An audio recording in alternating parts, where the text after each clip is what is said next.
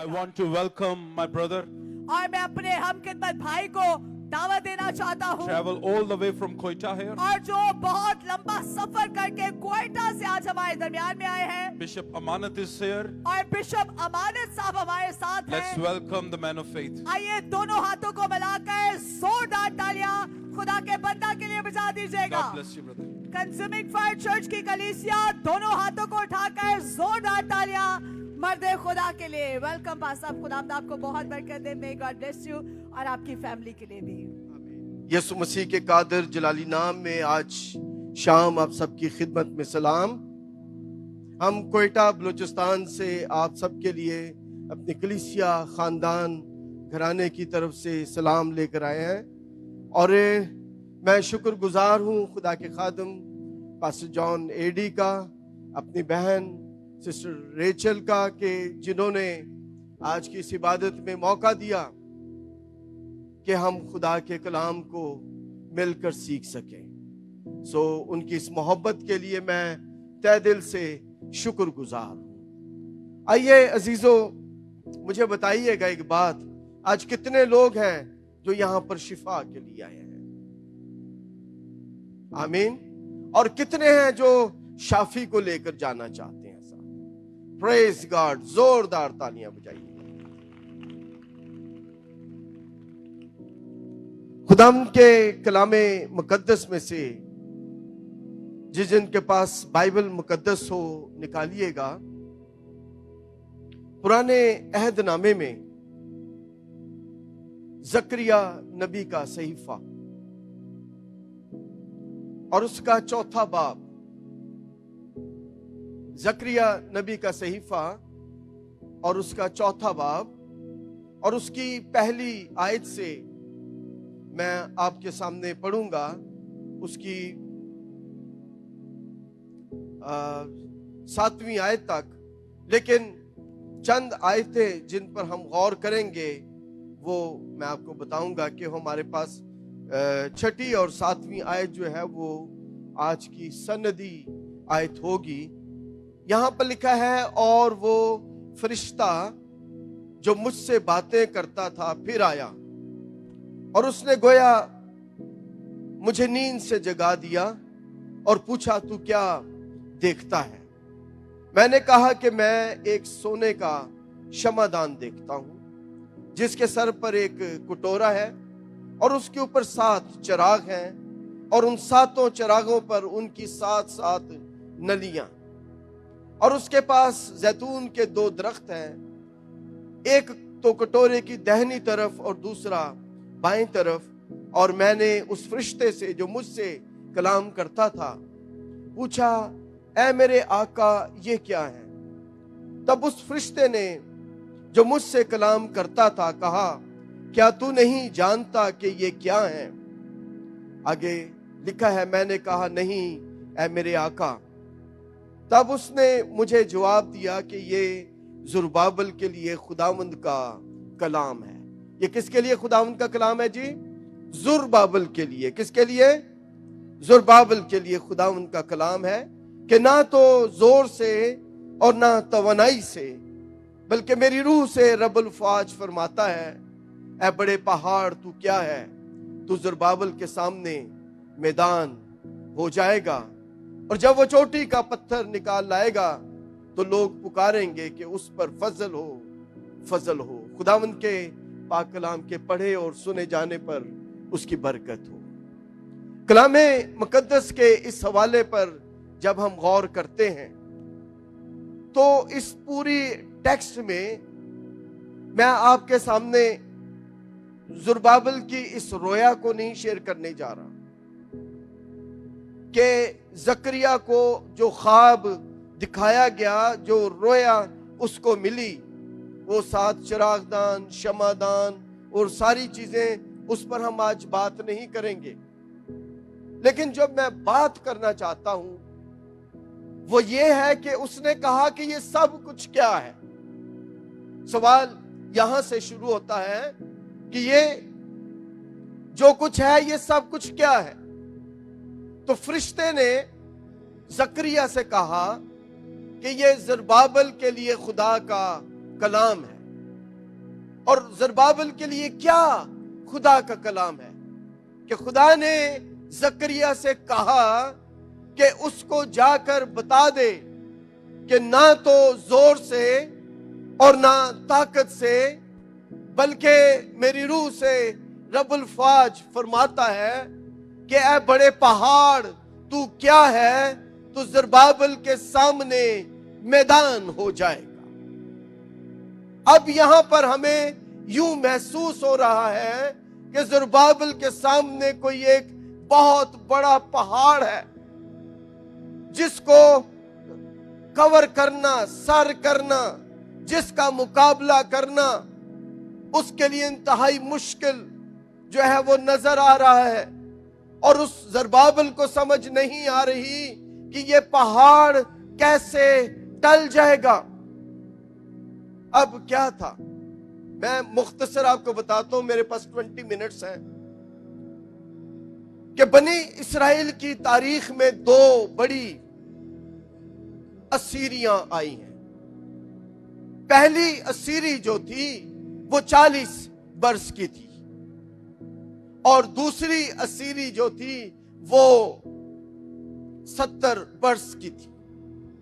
اب وقت نہیں کہ میں وہ اس پر تفصیل سے بات کروں، لیکن پہلی اسیری وہ ہے جب خدا نے بنی اسرائیل قوم کو مصر کی غلامی سے 10 بڑی آفتوں کے بعد بڑی فتح کے ساتھ ان کو وہاں سے نکالا تھا، لیکن چونکہ وہ نافرمان رہے، خدا کو چھوڑ کر غیر معبودوں کی پرستش کرتے رہے، خدا کی نافرمانی کرتے رہے، بہت سی وجوہات ہیں جس کی وجہ سے ایک لمبے عرصے کے بعد خدا نے ایک بار پھر ان کو غیر قوموں کے سپرد کر دیا، اور یہ جو تھی یہ 70 سال کی غلامی تھی۔ کتنے سال کی جی؟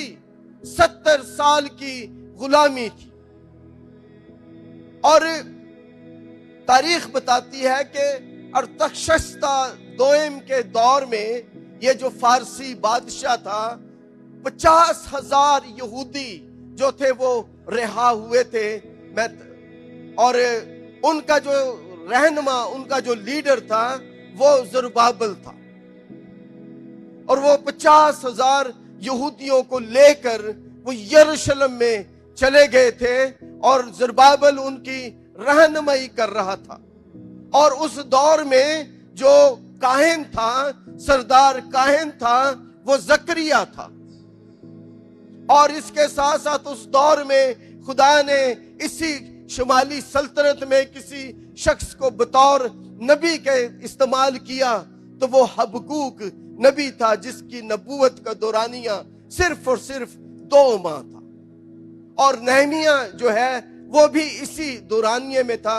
غرض یہ سارا جو ہے وہ سچویشن، حالات، واقعات ایسے تھے، لیکن یہ لوگ جب 70 سال کے بعد یروشلم میں آئے تو ہیکل ٹوٹی ہوئی تھی، شہر کے پھاٹک جلا دیے گئے تھے، ان لوگوں کے گھر جو تھے وہ تباہ و برباد ہو گئے تھے، اور وہ بڑے دکھ اور غم کی حالت میں تھے۔ اور جب انہوں نے ان کو تعمیر کرنے کی کوشش کی تو ان کے مخالفوں نے، دشمنوں نے بادشاہ کو ان کے خلاف کر دیا، اور وہ اس تعمیر کے کام کو سر انجام نہیں دے پا رہے تھے۔ تو زربابل اس سارے سنہریے میں، اس ساری سچویشن میں، ان سارے حالات میں پریشان تھا کہ یہ جو پہاڑ ہے یہ کیسے میدان ہوگا، ہیکل جو ٹوٹی ہوئی ہے، ہیکل کے پھاٹک جو جلا دیے گئے ہیں، یہ کیسے پھر سے تعمیر کیے جائیں گے، وہ شہر جو خداوند کا شہر ہے یروشلم، اس کو کیسے پھر سے تعمیر کیا جائے گا، اس کی تعمیر نو کیسے ہوگی، یہ اس کے لیے ایک پہاڑ تھا، اور وہ بے یار و مددگار، بے سہارا، بے آسرا، کیونکہ اس کے مخالف، ان کے دشمن جو تھے وہ اس کام میں ان کو آگے بڑھنے سے روکتے تھے۔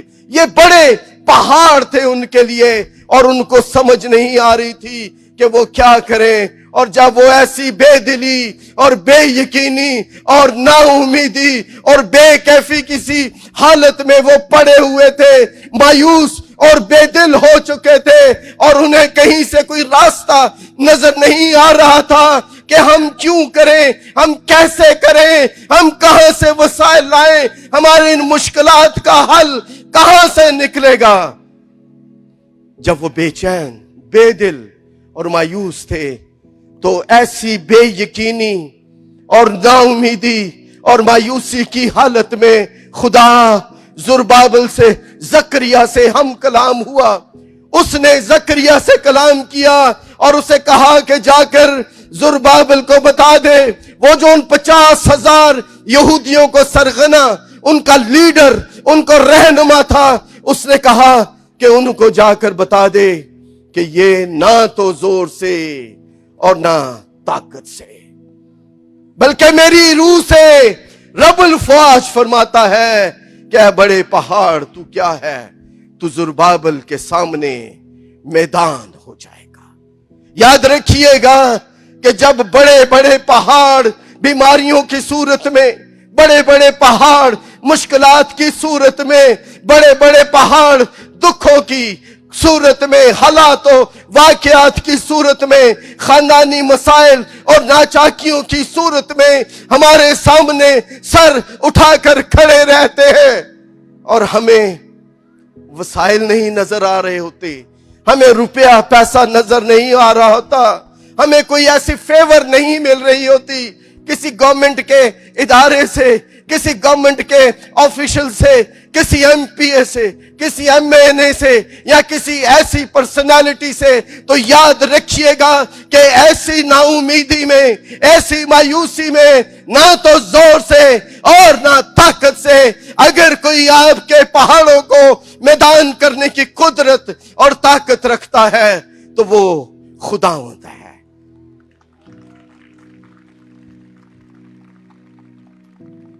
मैं आपको एक वाकया और बयान करूंगा और उसके बाद हम दुआ करेंगे।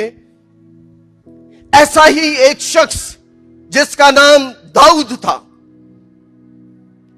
और वो 12 बरस का नौजवान जो जंगी साजो सामान से नावाकिफ, जंगी सामान को चलाने से, उन हथियारों को इस्तेमाल करने से नावाकिफ था, और उसको पता नहीं था कि कैसे इसको मैं चला सकता हूं।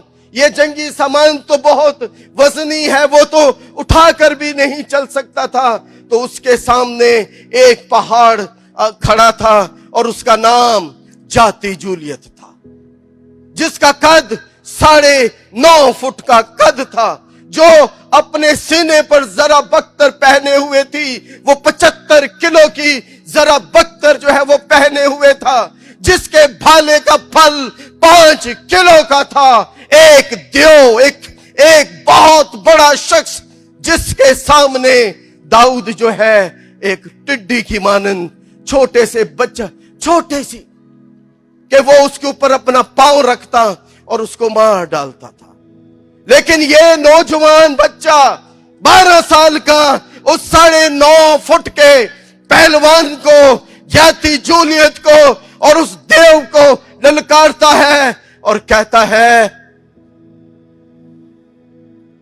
कि तू तो तलवार और भाला लेकर आया है, लेकिन मैं रब्बुल फ़ौज के नाम से आया हूं। तलवार भाला लेकर नहीं, बल्कि रब्बुल फ़ौज के नाम से आया हूं। और वो कहता है कि तेरे इस खादम ने शेर और रीछ को मारा है। वो कहता है कि मेरे गले में से जब कोई शेर या रीछ किसी भेड़ को या उसके बच्चे को उठाकर ले जाता है, तो मैं उसके पीछे पीछे जाता और उसको पकड़ता और उसको उसके मुंह में से निकाल लाता हूं। सो तू भी आज ऐसा ही होगा। वो कहता है कि मैं तेरे सर को तेरे तन से जुदा करूंगा, और आज के दिन हवा के परिंदे और जमीन के जानवर इस फिलिस्ती लश्कर की लाशें खाएंगे। मैं रब्बुल फौज के नाम से आया हूं। लिखा है कि उसने 5 चिकने पत्थर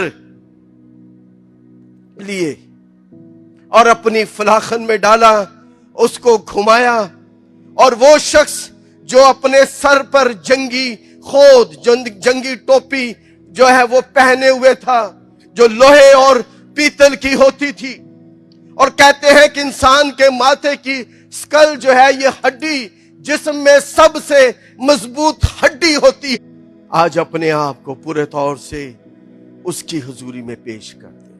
शायद खानदान ने, घराने ने, अजीजों कारब ने, डॉक्टर्स ने, बाबे पीरों ने मायूस, नाउमीद, बेदिल कर दिया, लेकिन एक खुदावंद है जो कहता है कि ना तो मैं तुझे छोड़ूंगा और ना तुझसे दस्तबरदार होगा।